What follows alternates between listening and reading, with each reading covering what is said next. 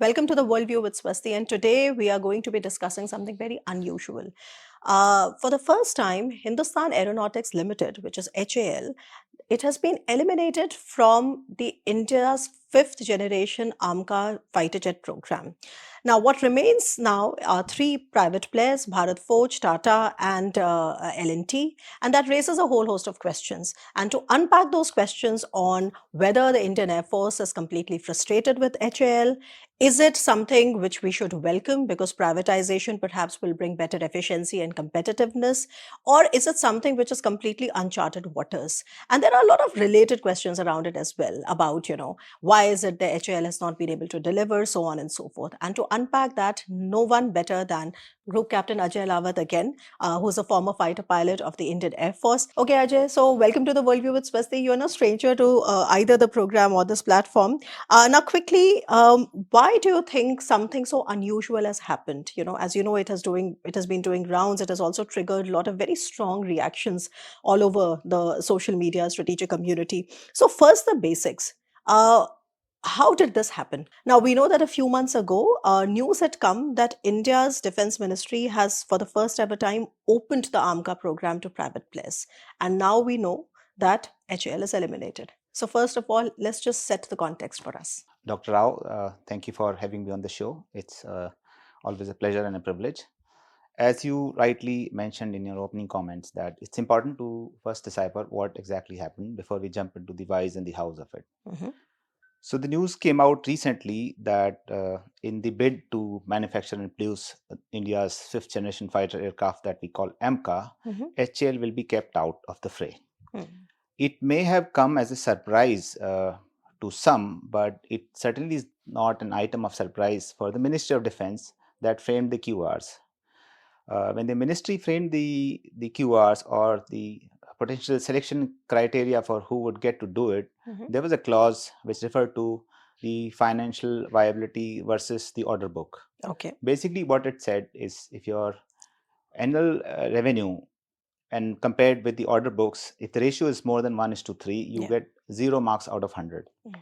In case of HL, that figure is 8 times. Yeah. You know, So it's 1:8. yes, Mm. basically what they earn in 1 year, their pending orders are 8 times of that value.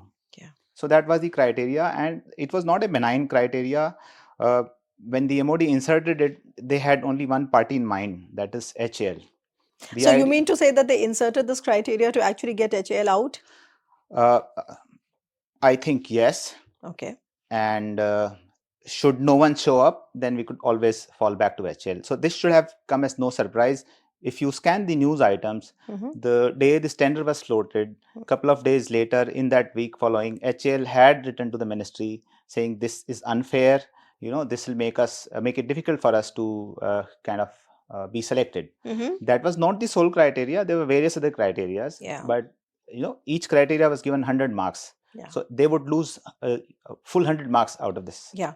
And that's so no surprise to people who matter that Mm-hmm. HL was not nominated in this selection. This is what has happened. Okay. Now, but it also raises, in fact, it opens a Pandora's box, frankly, because while I think the Indian defense ecosystem has been trying to up the inclusion of more private players by and large, if you look at the defense acquisition procedure guidelines and reforms that have been happening over the years. So something as intrinsic and crucial as a fighter jet, that to be led completely by private players is something which also raises a lot of eyebrows, Ajay, because whether you look at Tata or Bharat Forge or L&T, while they may have done a lot of other equipment successfully, but when it comes to fighter jet, I mean, they have never really done it earlier. So there is a fair amount of criticism from quarters that say that how on earth are they going to be doing it because they've never done it? A fair point. Couple of things here. Yeah. First, the need was there. I Mm. know the government has felt it for some time that HL has been over promising and under delivering. Yeah. Timelines have slipped. If you once again scan the news as early as Arunachalam, even Mr. Kalam, who later became the president, Mr. Christopher, and as recent as Mr. Kamath, Mm. you look at the announcements. Mm-hmm. So Yeah. if we go by the announcements, LCA Mark II would have been inducted by 2018. Yeah. Of course, not all the factors they could control, but Mm. it was generally felt by the forces as well as by the government that we need to have some kind of competition. So Right. point number one, a beginning had to be made. Okay. Two, which is the more crucial point, is how can they do something which they've never done? Yeah. So the government is aware of it. Therefore, Mhm. the ADA, Aeronautical Development Agency, is Mm. the one who will shepherd the program. Okay. Would you like to tell the audiences a little bit more about ADA and its role, especially in this current scenario? So ADA is an organization that works under DRDO. Okay. Their role is specifically to design aircraft, and they were created with LCA in mind. Mm. So they are the ones who will finalize the design. In fact, CDR, which is called Critical Design Review, has already happened. The design is essentially frozen, and they will give the design to the nominated or the designated winner of this contest. They will shepherd, they will mentor, and they will handhold. So essentially, and I'm oversimplifying it here, the job of the designated partner would be copy and paste. And this is only for a few prototypes, right? So how it works is they'll be manufacturing 5 prototypes plus one for accelerated fatigue test. It'll be a structural model. Basically, the airframe would be there, and it'll be put through static and ground test now. So essentially, 6 airframes will be manufactured. The design will come from ADA. The ADA will tell them, this is the height, weight, volume, material, etc., and all that. And the designated partner will make it. Then the flights will start. The flight testing, the sensor fusion, integration of avionics, and other stuff will happen. Now, when you say, but right now we have 3. So just to sort of, understand it better, what is the criteria? Has the government also laid out criteria on which out of these 3, one is going to be shortlisted? So I'm referring to the statements by the Defense Secretary. He said essentially L1. So what happened? There were 8 bidders. So out of 8, all those who could qualify have been retained. So that leaves us 3. So technically, any of these 3 are capable in the eyes of the government to take this program forward. Now, which one to choose? As I said, oversimplifying it, it's essentially copy-paste job, and I'll come up with a qualifying statement a little later. So which one of these does it better, cheaper, faster, safer, more accurately is the criteria in essentially. But since that cannot be measured, they would probably go with L1. There may be a scenario they invite the L2 with say 30-40% of the order, so that there are more people engaged in the program. Right. Let me circle back to that oversimplified copy paste. Yeah. A lot of people, including Elon Musk, has said inventing something or producing something is difficult, but producing it at scale to the specification required is the harder part. So that's why I said oversimplifying copy paste, producing something at scale will be the hard part. ADA would do the lead work per se, but the designated partner will also have to take a lot of chances. And that brings me to the question of funding. It is said that this the prototype itself is going to cost about 15,000 crore rupees, right? Where is this money coming from? Okay, I've scanned the tender document, and I've also looked at the statement of the leadership in the MOD and people who kind of take decisions in this regard. There is no clear kind of pathways given that you will get funding, through the defense account, through the defense budget, or special purpose vehicle, or ABC.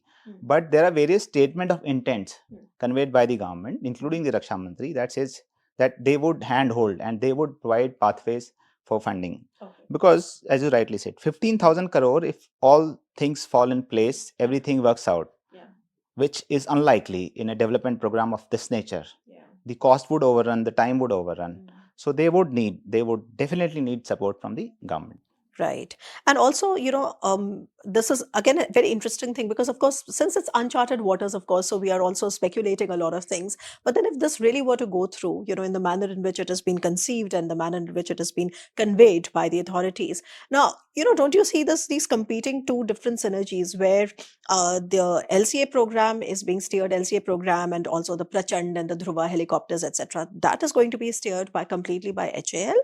And the 5th generation AMCA is going to be steered by the private sector. So I think, to my mind, of course, it sounds like a welcome change because you can obviously have two kinds of different synergies running, and then you can also compare which one is working better. But then this is also a sea change to how India has been looking at its fighter jets, isn't it? And here I want you to also, to comment a little bit on what all is HAL doing that it is not able to deliver on time. A lot of questions there. So let me take the easy one first. Yeah. We've tried it in case of our transport aircraft C295. With Spain. So the Airbus gave us the design, and the TASL, Tata Advanced Systems Limited, they took care of the manufacture part. It's worked out, the first aeroplane is out and more are likely to follow. So in some kind of limited sand model kind of scenario, we've seen that, given adequate opportunities, the private sector can deliver. Obviously, a fifth generation stealth fighter is a different cup of tea altogether. So it can be done. Why not HAL? Because as I mentioned, they looked at the order book. Technically, they have their plates full. They have work for next 8-10 years in terms of new productions only. हाँ तो बताइए ना कि HAL का what is it that is keeping HAL so busy? I'll have to kind of refer to the notes here. So what do we have for HAL? Okay, they are yet to deliver 180 Mark 1A LCA fighters. Then the light combat helicopter LCH, which we call Prachand, there are 156 additional units. This is beyond the initial order, which is under production. Dhruv NG 10 for Pawan Hans. Then there is a legacy program, Su-30 MKI upgrades, Hawk trainers, Jaguar, little bit of pending work on Mirage upgrade and Dornier aircraft. Amongst the new ones, which are likely but almost certain, is LCA Mark II. The government has not placed a firm order, but they've been assured that more than 200 will be ordered and they'll be making it. IMRH, the India multi-role helicopters, or more than 300 units will be produced. And then there is also the new age CATS, the combat air teaming system. Besides the maintenance, repair and overhaul of everything that the HAL produces. Every couple of years, they come back to HAL. So the HAL has a lot to do. Please don't look at this rejection of HAL per se in seeing something like lack of confidence in HAL's but let me just stop you here, Ajay, because of course, I mean, that was very helpful because it also gives us an understanding of, how humongous actually is the work that HAL has to deliver. And obviously it makes sense. If we really have to get our AMCAs rolling in time, perhaps it makes sense to have these experiments. But there was also some news yesterday, I'm sure you probably saw it, that again, the Indian Air Force has delayed the induction of the Mark 1A. If HAL is making it, then why is the Air Force? I mean, I'm sure there's something more to the story, right? Because HAL is saying that, okay, we are bringing it on for you, and why are you not inducting it? Okay, before I answer this question, I'll tell you a little bit of story. Okay. The contract for first 20 IOC LCA Mark 1 was signed in March 2006, and for FOC was signed in December of 2010. The IOC was expected in 2011 and FOC was expected in 2016. All right, they didn't come on the specified time. In fact, 2 units are yet to be delivered. Of Mark 1? Of Mark 1. So, and why are they not delivered? 40 were ordered. We are flying 36. 2 we've lost to crashes and 2 have not been. So these 2 aeroplanes were short of, depending on who you speak to, few items if you speak to HAL, and a lot of items, including safety critical system, if you speak to somebody in Air Force. Those aeroplanes are parked in the hangar. One of them is being used to test some modules of LCA Mark 1A. When the time came, HAL told Air Force, thoda sa hai, like it's a couple of things, and we'll fix it in few months. Take it, start flying, and as you're flying, we'll fix it. The Air Force said, you know what, take those few months, fix it and then give it to us. It's been close to 9 years, not fixed. So now let me answer this question. Air Force will take LCA Mark 1A today evening. If the HAL says the aeroplane is ready as per the specification ordered, Air Force will put 6 pilots tomorrow morning to ferry them to the squadron. Those aeroplanes are not ready as per the specifications promised. So the HAL has made a soft approach to Air Force saying, you know what, take it. We'll fix it by, say, May, June and all that. To which Air Force has said, you know what, fellas, let's look at it in May. If the HAL was to give these aeroplanes today, I can assure you, tomorrow morning, IAF Fighter pilots, the LCA pilots will be standing on the tarmac ready to fly them to their squadrons. Indian Air Force raised or paid number 3 squadron, the Cobras, based on the timelines promised. The squadron has been stood up. There is a commanding officer. There is an adjutant. There are a whole lot of pilots, engineers, technicians. They're all twiddling their thumbs. Once in a while, they get to fly the Mark 1. But again, Mark 1 squadron is not happy sparing too much of effort. I think this CO would hand over command of his squadron without actually having flown the aeroplane. So that there is no delay from the Air Force in accepting the aircraft. But the Air Force will not accept the aircraft in a suboptimal configuration. It has to be delivered in the configuration that has been promised. Who are people flying this LCA Mark 1A? The test They're the pilots, test pilots the of the National Indian Air Flight Force. Testing School, Yeah. or they're all ex-Air Force test pilots. So Yeah. there's no surprise in the Air Force headquarters on Okay. what is the status of the program. The IAF headquarters knows exactly. And IAF headquarters would be more than happy to receive them and take them, provided they are in the configuration promised. So when do you expect, I mean, of course, this is a background that I think many understand, but perhaps not sort of understand as with the same clarity as you just explained.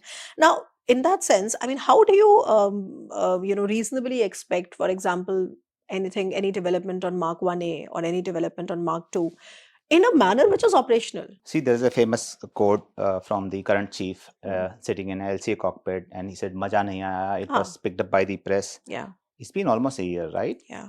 And he was promised that he'll get almost a squadron strength, kind of at least 10 aeroplane by that date. By the way, this was for the Mark 1A, Mark right? 1As. And could you also tell the audiences, Air Force Chief ne क्यों बोला कि मजा नहीं आया? Same, because he expected when he shows up for Aero India, he'll be handed over, there'll be a ceremony, then 10 Mark 1As will be given. Okay. There were some photo ops with, people posing for pictures with Mark 1 in the background. As recent as last month, the HAL boss has given a statement that aircraft behind me is structurally ready. Now, structurally ready is different from ready to hand over. Absolutely. And ready to hand over is when it checks all the boxes of what it is supposed to carry, supposed to do, and supposed to be configured with. Right. So the chief was unhappy then. I'm sure the chief is unhappy today. Okay. So as in the shifting sands timeline, we were assured that in this financial year, which ends on 31st March, at least 5 will be given. Obviously, there are some engine delays and only 5 Cat A engines are there, fine. But I don't think those 5 would be accepted by the Air Force within the final. HL would be happy to hand them over as it is, promising we'll fix it later. Okay. Our experiences with fix it later has not been good. Yeah, I mean, we understand, all these delays, and I think it's because of these delays, the Mark II program perhaps would also get delayed. And I think it was to, ideally we wanted to replace Rafales with Mark IIs, okay? And since that is not happening, do you think the Air Force has a very solid, legit reason to double down on getting more Rafales? Okay, let me first address the Mark II question. There is no reason for Mark II program to get delayed if we look at narrowly from the point of prototyping and first flight. Okay. Because the team that is working on Mark II is different from team that is working on Mark 1A. Okay. Mark 1A is has done the prototyping. It's at the production. It's a shop floor. Okay. They have to get it sorted, fix the equipment that is needed, test the integration, and hand it over. The Mark II, the first flight is there to take place. Okay. So the only bottleneck the Mark II program will face if it goes as planned is when the time comes for production. If the Mark 1 is still clogging lines, then the Mark 2's production will get delayed. But if things work out, I don't see delays in the first flight, the prototyping, and the initial tests to start. Right. And when is that? Again, shifting sands actually. Okay. Dates keep changing. Okay. I think the latest estimate is 2028, 2000. Somebody said this year, somebody said next year. I see it more like happening mid of 2028. Yeah, because anyway, even if we were to order the Rafales are not going to come immediately either, right? But let's just talk a little bit about the Rafales also, because I've been meaning to speak to you about it, because we discussed it so many times in the past. Every time there was this news of, Indian Air Force being interested in, 100 more jets from the Soy Aviation. Now, quickly, there's been so much of discussion around India-specific enhancement. So we want to buy the Rafales, but we also want to sort of indigenize it to the extent possible. What is the development on the India-specific enhancement? Okay, first of all, the Rafale story. Yeah. How many do we have? We bought 36 for the Air Force. Yeah. That is what we have had, whatever, what you choose to say. Mm-hmm. The 26 for the Navy are yet to come. Yes. And 114 are yet to be ordered. Yeah. So right now it's a work in progress. Okay, they are not there. The government may decide not to go ahead with it, or the government may decide to go ahead with it. It's their call. Okay. So we can, definitely say Rafales are coming or not only when the deal is signed. Right. Now to the second part of this question, I saw a lot of colaveri on the social media that, when HAL falls short, the veterans go crazy, but when the French falls short, you keep quiet. Yeah. And the point that your outrage is selective. Yes. It's only directed to poor HAL. No, fair point. Not entirely without merit, but let me answer this India-specific enhancement. So there were about 13 of them. Yeah. Why I'm saying about 13, because there are a couple of set of documents that listed 7, 12, 13, and then 14th. Are they in the open domain? Some of them are, because when the deal was signed, these were mentioned. Okay.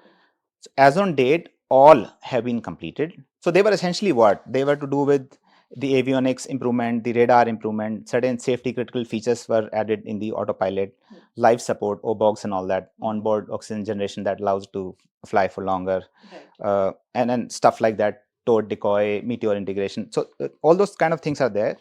All these have been done. There were delays. Yes, there were delays. Air Force will not agree with it, but I can tell you there were two main reasons for delay. When we bought this aircraft from France and said source code, so we're not sharing the source code. So any enhancement, we had to tell them, okay, get this thing done. They said, fair, we'll do it. This is the money we'll charge. This is the time we'll need with the aeroplanes. So give us the money and hand over two aeroplanes. With the Rafale being inducted, SCON being raised, there were some delays, hesitation on part of Air Force to hand over both airframe. They said, start with one and keep moving. And there were also a little bit of delay in the making payments. Okay. But by 2023, all ISCs were in place. Right. I'm glad you made this point, Ajay, because, there's also a lot of disinformation around the issue of source code itself. Now, I think a lot of people in India perhaps don't realize is that, and I'm sure you would allude to it, or please tell me if it is wrong, if I'm wrong, that I don't think the Air Force particularly has a problem with the SAW not sharing source code, because, as long as the SAW is really okay with India-specific enhancements, they don't want the source code. And why I tell you this is because, recently in the Emirati experience, it was the same. They wanted some of their own sort of, specific country-specific enhancements, and they were very quick to go ahead with it because the payments were very quick. So this is how Air Force looks at it. The access to source code is nice to have, but it's not a deal breaker. Okay. Obviously, we'll be happy if they share the source code. What do we need source code for? We need source code for upgradability of the platform. Right. Either with weapons that we procure from, say, friendly countries like Israel or maybe US or Russia, and also ability to integrate your own weapons. Right. It's like you transplant a kidney into the body. If the body rejects it, the transplant is failure. Yeah. So any attempt to do so, which we tried during Kargil on Mirages, any attempt to do so ourselves have caused failures. So yes, if we need upgradability in our control, we need the source code. But how the Air Force looks at it, they call something like sovereign control over the platform. Right. As long as the OEM is ready to do it for me and there is no bottleneck there, source code should not be deal breaker. Okay. They give it, fine. If they don't give it, let's not call it a deal breaker. Because look at it from the Dassault's point of view. If they give us the source code, they lose sovereign control over the product. They lose the IP control over the product. Right. Why would they give it at such low numbers? Right. Maybe if the numbers were large, you could negotiate hard and ask for source code. Okay. Okay. Yeah, I mean, that's a very, very interesting point, and thank you for that elaboration, Ajay. And I think, we can't really sort of conclude this discussion without looking at certain other cases. I mean, how have other countries gone ahead with this? And here I'm referring to like a private player sort of steering a fifth generation aircraft program. So I really wanted to ask you about, do we also have comparable examples from other countries such as, United States? Obviously, the countries that come to our mind is United States, China, and Pakistan, first and foremost. But you please go ahead and tell us if we have any comparable examples. Okay, let's look at our past first before we look at how people are doing it. In our own case, HL was stood up in 1940s. And then in 1963, when we signed the bulk orders for MiG-21 local license production, the government stood up an entity called AIL, Aeronautics India Limited. Purpose was only to license build MiG-21s. There was also something called as Aircraft Manufacturing Depot, AMDs. It was an IAF unit at Kanpur. Oh, so this existed before HAL came into being, in 60s. Right? Okay. And now, somewhere in 64, 63, the government decided this is not the most efficient way to do things. Right. Put it together. You are working at cross purposes. Sharing of talent is difficult. Different organizations, and they combine everything and they created. So this is how we did things, and then we realized there's a better way to do, kind of merge them all together, single entity, working for one purpose.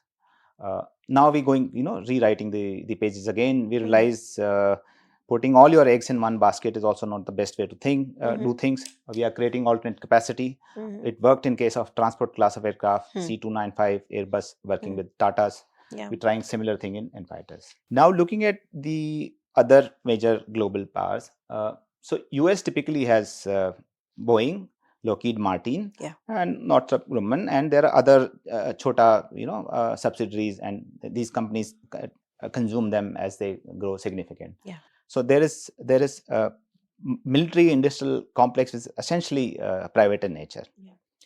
In case of Russia, again, state funded, state controlled. We have Sukhoi, we have Mikyon, and we also have Irkut. In case of China, there are three: Chengdu, Shenyang, and Xi'an. They all come under AVIC, but they are also some kind of semi-autonomous, and they work on their own. So essentially, I've looked at three big producers of fighter aircraft. There is a competition everywhere. Nobody has placed all their eggs in one basket. So, which is what we are trying to do here. Okay, so we are basically trying to emulate something that others have done and quite successfully, because it has its own very strong logic of building efficiency, right? And also, Ajay, I have to ask you this last question before I let you go, which is that when do we expect? I mean, we are always constantly talking about it and about the prototypes and the delays and so on. When do you expect an operational AMCA squadron? Going by the best case scenario Yeah. and what is being reported, the first flight of AMCA will take place in 2029.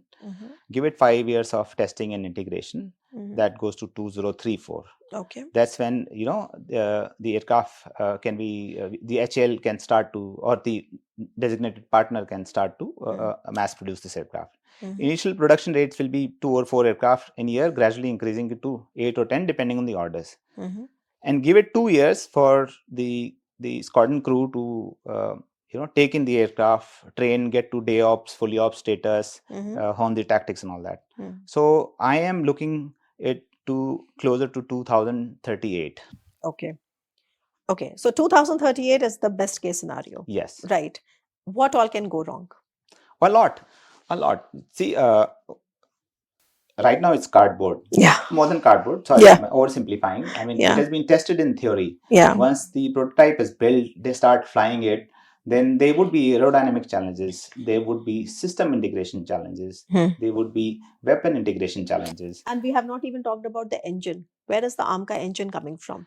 Right now, the plan is to 414. fly with 414. Yeah. If what we're trying with the reviving Kaveri with a JV, with a foreign partner, if that works out, maybe in the later versions of AMCA, that engine. See, the aeroplane designed around an engine. Of course. We just can't change the engine because, okay, abhi better mil gaya, let's fit it. Yeah. So the current design of the CDR, the design which is frozen, it is Which is frozen around a 414. 414. Yeah. Once again, if it is ours, probably there is an option to change it later on. Right. But right now, that option is not visible. Okay. So, you said among all the things that can go on, you were giving me a list. So would you like to complete the list? No, I was giving an example of Yeah. F-35. They were struggling till last year with their oxygen system. The aircraft has been fielded, but there have been issues with oxygen system. So stuff like that will crop up during the development and the testing phase, and people will have to take care of that.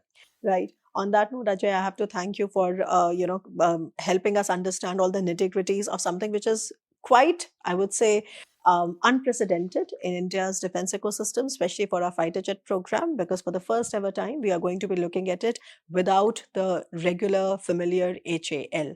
And we'll see how it unfolds. And of course, we wish the Air Force and the designated partners all the best. And you stay tuned for yet another episode.